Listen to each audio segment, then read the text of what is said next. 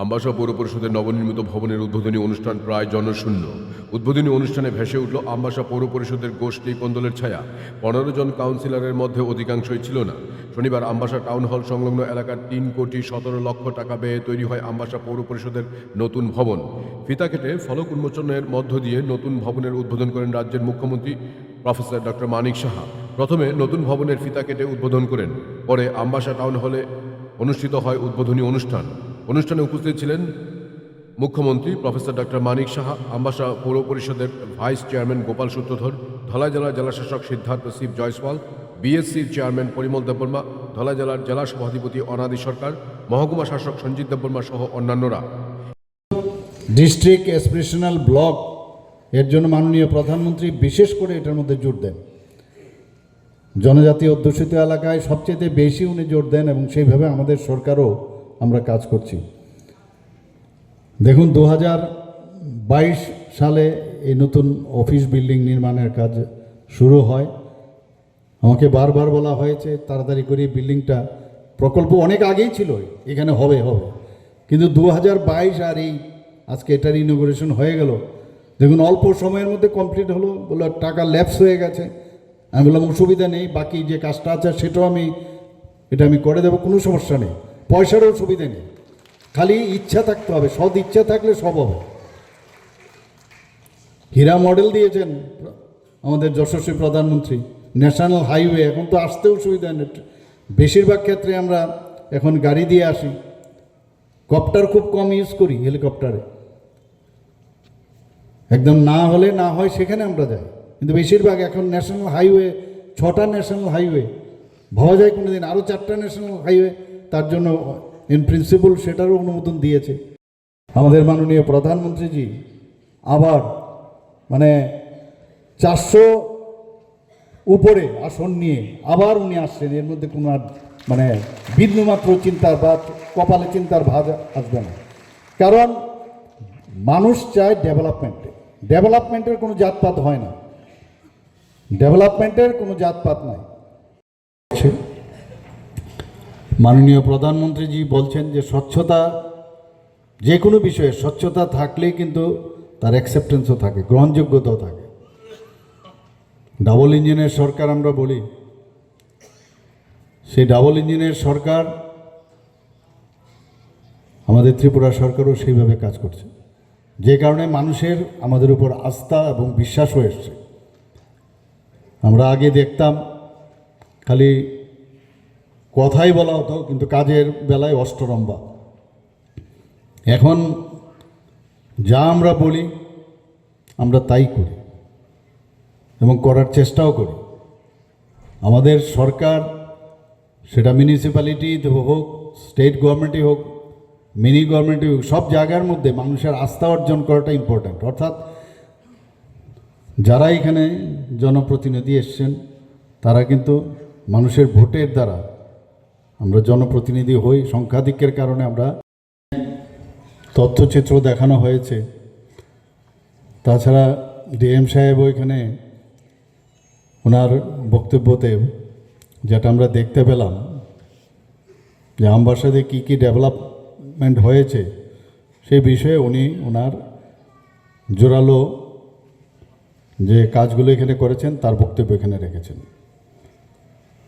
আমরা সবাই জানি যে মাননীয় প্রধানমন্ত্রীজি সবসময় গ্যারান্টি দেন এবং সেই গ্যারান্টির গাড়িও কিন্তু প্রথমেই ধলাই ডিস্ট্রিক্টে এসেছে। প্রথম দুটো ছিল, এর মধ্যে প্রথম ধলাইতে চলে এসছে, আমরা সবাই জানি। এবং সবসময় উনি বলেন গ্যারান্টির আবার গ্যারান্টি আমি দিচ্ছি। ন্যাশনাল ডিস্ট্রিক্ট প্রথম যেটা আসে সেটা হচ্ছে ধলাই। এখানে যে কোনো বাজেটের আমরা যখন কোনো কথা বলি তখন 10 থেকে 15% এক্সট্রা দেওয়া হয়। এখানে যখন আমি আসলাম বলা হয়েছে যে সিআর মেশিন না থাকলে যারা ফ্র্যাকচার হয় তাদের সমস্যা হয়, রিডাকশন করে তাদের ইন্টারনাল ফিক্সেশন করাটা সমস্যা হয়, হাড়গুলো যে এক জায়গায় ঠিক জায়গায় এসছে কি না তার সুবিধা না থাকলে, ওই মেশিন না থাকলে সম্ভব হতো না। সেটাও আমরা আমাদের ডিপার্টমেন্ট থেকে তার ব্যবস্থা করেছি। এখানে পরিমলবাবু বলেছেন যে মেডিকেল কলেজের বিষয়ে উনি আলোকপাত করার চেষ্টা করেছেন। দেখুন, আমাদের চেষ্টা কিন্তু আছে, আমরা বারবার, আমি সব জায়গায় বলছি, এবং আমাদের কমিটমেন্ট ছিল যে এই ডিসি এলাকায় একটা মেডিকেল কলেজ আমরা করব। তা আমবাসার যে জায়গা, তার মোটামুটি এয়ারমার্কড হয়েছে একটা মেডিকেল কলেজ খোলার জন্য। একটা প্রাইভেট সংস্থাও আমাদের কাছে এসছে, ওদের সাথে আমাদের মৌ হয়েছে। ওদেরকে বারবার বলছি যে আপনারা যেহেতু মৌ করেছেন, আমরা আপনাদের সামনে, ইন্টারনেট আমাদের ভারতবর্ষের মধ্যে থার্ড স্ট্রংগেস্ট ইন্টারনেট আমাদের। রেল লাইন এই আমবাসার উপর দিয়ে কোনোদিন ভেবেছেন আপনারা? আগরতলাতে রেল লাইন, সাবরুমে কোনোদিন ভেবেছেন? আমরা আগে যখন সে বাইরে পড়তে যেতাম, নমিনেশন পেয়ে যখন সেই কলকাতায় গিয়ে পৌঁছে দৌড়ে গিয়ে হাওড়াতে দৌড়ে তারপরে যেতাম।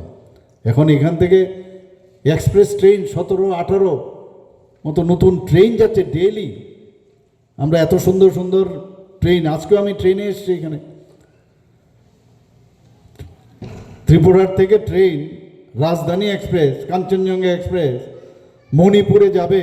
এই যে অ্যাক্টিস্ট পলিসিতে কাজ করে চলছে কেন্দ্রীয় সরকার মোদিজির নেতৃত্বে। দায়িত্ব থাকে যে মানুষ যে কারণে ভোট দিয়ে আমাদের বসিয়েছে, সেই জায়গায় তাদেরকে যাতে ওনাদের যে সমস্যাগুলো আছে সেই সমস্যা সমাধান আমরা করতে পারি। আগে আমরা কি দেখতাম? আগে আমরা দেখেছি বছরের পর বছর, 30-35 বছর ধরে আমরা দেখেছি সমস্যা সৃষ্টি করে ওরা সরকারে থাকতে চায়, কিন্তু আমাদের সরকার, আমরা সমস্যা নিরসন করে সরকারে থাকতে চাই। সেইভাবে আমরা কাজ করছি এখানে। এখানে গত 2 বছরে রাস্তা নির্মাণ, রাস্তায় brick সোলিং, drain, footbridge, RCC culvert, নলকূপ খনন এবং ওয়াটার এটিএম চালু ইত্যাদি করা হয়েছে এখানে। এছাড়া আপনারা সবাই জানেন আমি কয়েকবার এখানে এসেছি, একবার নয়। এখানে হসপিটালের বিষয়ে আমাদের ডিএম সাহেব আপনাদের সামনে রেখেছেন, কিন্তু এখানে কাজ করছে। আমরা জানি আমাদের এই যে পুর পরিষদ খুব ভালোভাবে কাজ করছে এখানে। এখানে বিভিন্ন বিষয়ে যদি আমি এখানে আপনাদের সামনে রাখি, সেখানে দেখা যাচ্ছে গত 2 বছরে এই আমবাসা পুর পরিষদ যে কাজগুলো, উল্লেখযোগ্য যে কাজগুলো সেগুলো করেছে। এখানে দেখানো হয়েছে তথ্যচিত্রতে। টার্সারি সেন্টার একটা সুধাংশু ঘোষ পাড়াতে হয়েছে, এটা কোলাই, এবং এতে করে খরচা হয়েছে 1,50,00,000 টাকার মতো। মানে সব দিক দিয়ে ত্রিপুরার চেহারাই পাল্টে যাচ্ছে ধীরে ধীরে। মোদিজি মানে একটা ডেভেলপমেন্ট। তো এই সরকার, বিজেপি সরকার যেভাবে কাজ করে চলছে, ত্রিপুরার বিজেপি আইপিএফটি সরকার যেভাবে কাজ করে চলছে, এনডিএ মানে যে সরকার, সব মিলে মানুষের জন্যই কাজ করছে, অন্য আর কিছু না। সারাক্ষণ ধরে কিভাবে কি বেনিফিশিয়ারি দেওয়া হবে।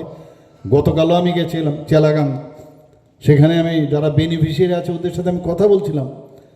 আছে এসএইচজি গ্রুপের যারা আমাদের মা বোনেরা আছে, এখন কোন জায়গায় চলে গেছে। 4,000 থেকে এখন প্রায় 60,000 আমাদের হয়ে গেছে এখন এসএইচজি গ্রুপ।